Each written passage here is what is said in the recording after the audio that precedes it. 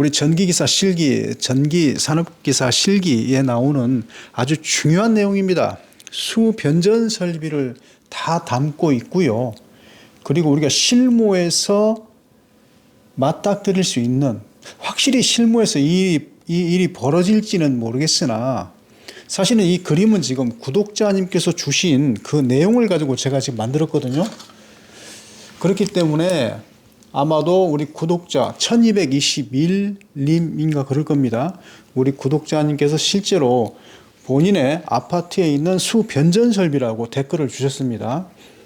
자, 다른 분들은 이러한 시스템이 있는지, 그리고 이러한 시스템에서 어떤 문제가 발생이 되는지, 지금 이번 영상은 여러분들께 전기기사나 전기산업기사를 준비하시는 분들한테는 아주 유용한 시험 공부가 될 거고요. 그리고 실제로 전기안전관리자로서 실무에 종사하시는 분들도 굉장히 중요한 영상이라고 생각이 들어요. 왜냐하면 이 한 편에 거의 다 담겨져 있거든요.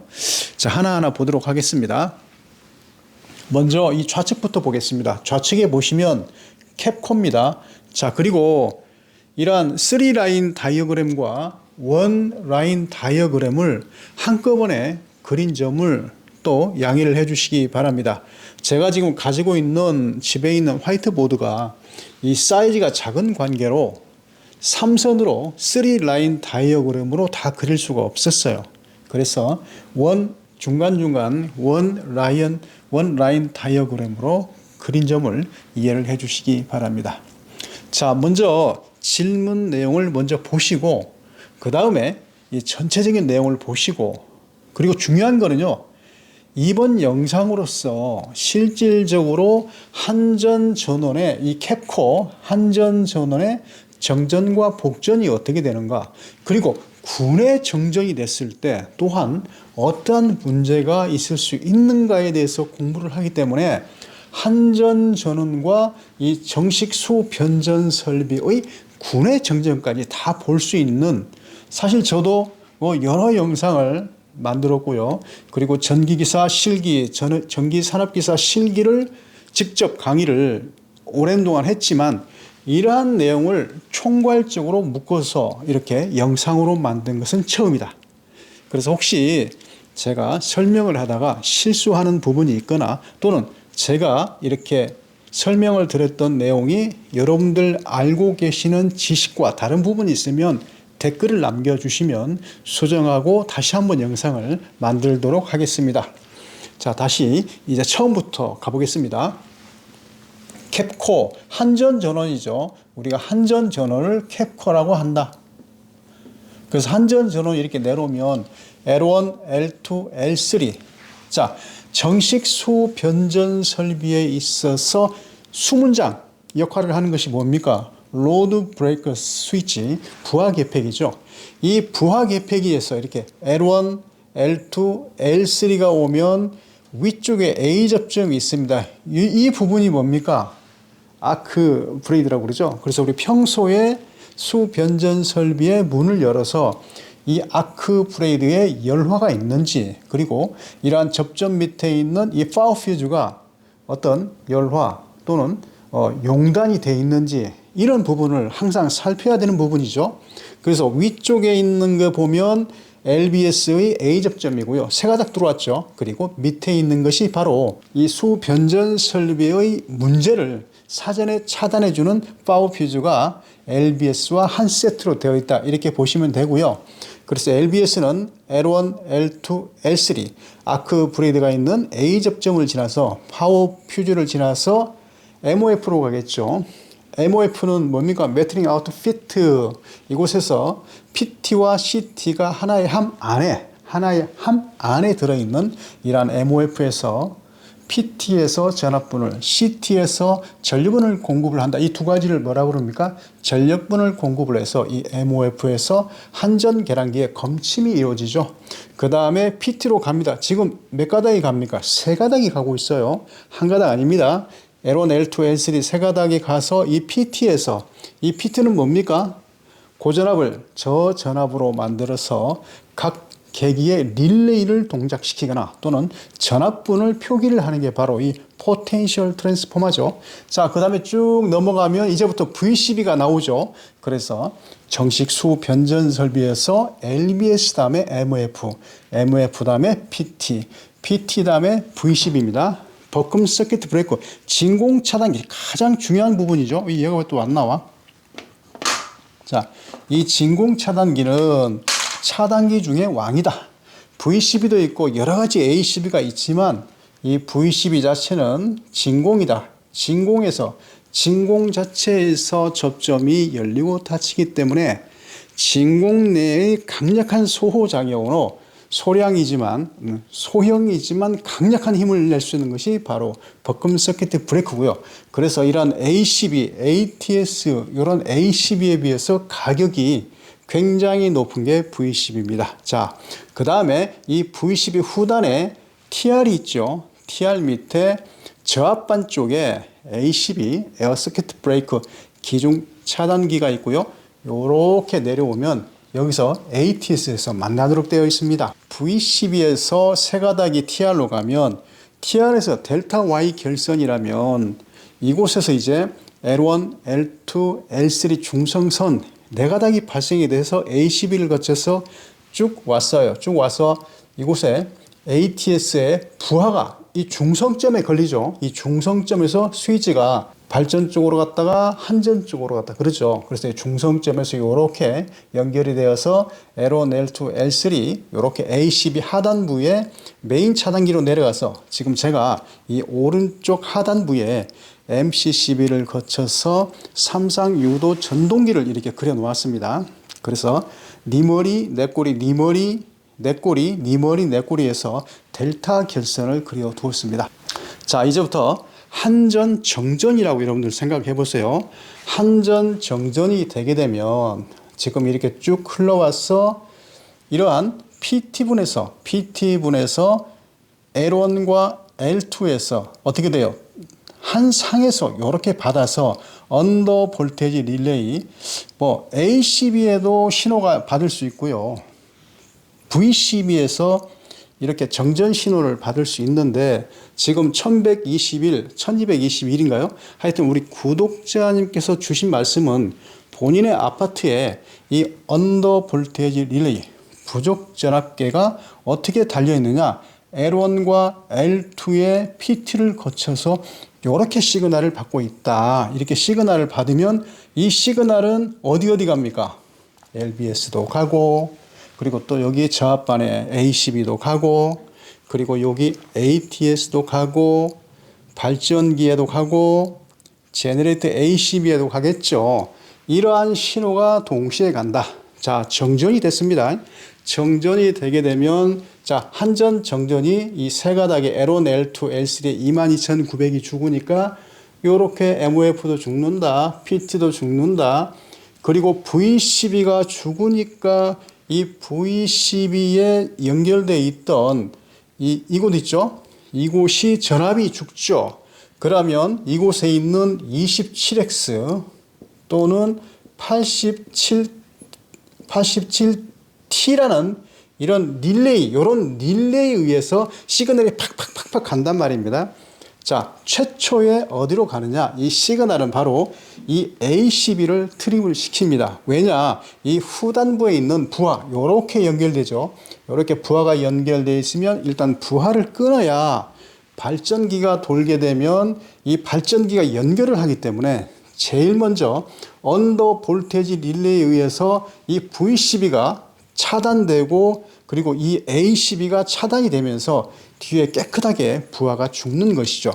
자, 그 다음에 자, 이렇게 정전 신호를 한전 정전 같으면은 L1, L2가 이렇게 읽었기 때문에 L3와 상관이 없이 이 언더 볼테이지 릴레이에 의해서 자, 아까 VCB와 그리고 ACB와 그리고 이 두 가지가 떨어진다고 그랬죠. 그 다음에 바로 이 언더 볼테이지 릴레이에서 전원이 차단되는 순간 발전기가 기동을 하게 됩니다. 자, 발전기가 기동을 하게 되면 약 8초 정도 워밍을 업을 해야 되겠죠. 왜냐하면 제로 상태에서 1800rpm 정도 돼야 380V와 60Hz가 나오기 때문에 기다려야 됩니다. 약 한 8초 정도 기다려가지고 정적 전압이 나오게 되면 그때서 이 제너레이터 ACB 발전기 반에 있는 기중 차단기가 연결이 되고요. 이렇게 연결이 되면 ATS가 한전 측에 붙어 있다가 발전 측으로 가는 거죠.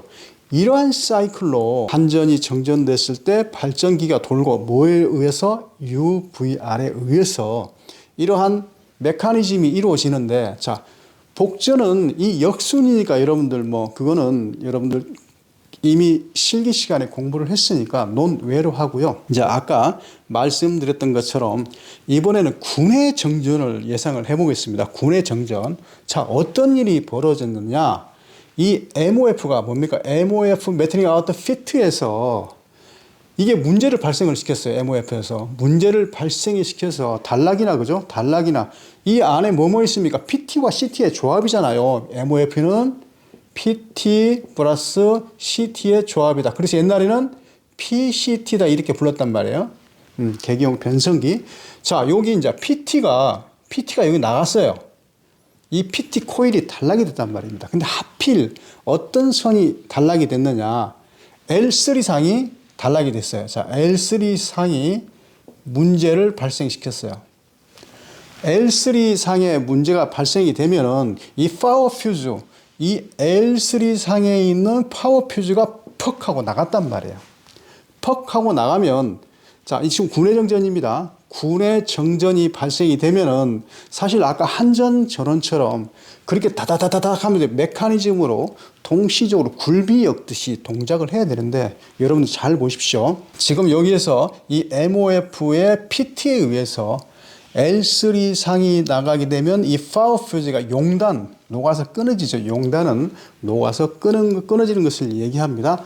녹아서 끊어지면 지금 L3상은 어떻게 됩니까? L3상은 죽었어요. L3상은 죽었죠. 이 V12에. 그런데 이렇게 전기가 내려왔는데 L3만 죽었지 L1과 L2는 살아있어요. 그러면 지금 UVR이 세상에 다 있으면 괜찮은데 지금 L1과 L2에서 PT로 해서 이곳에서 시그널을 보냈기 때문에 L3상의 군의 정전이 발생이 돼도 UVR이 동작을 합니까? 안 합니까? 동작을 안 하죠. 왜냐하면 110V가 그대로 들어가 있으니까요. 얘가 정전이라는 것을 인식을 못했기 때문에 ACB가 트립이 돼야 안 돼요? 안 됩니다. LBS가 트립이 됩니까? 안 됩니까? 안 됩니다.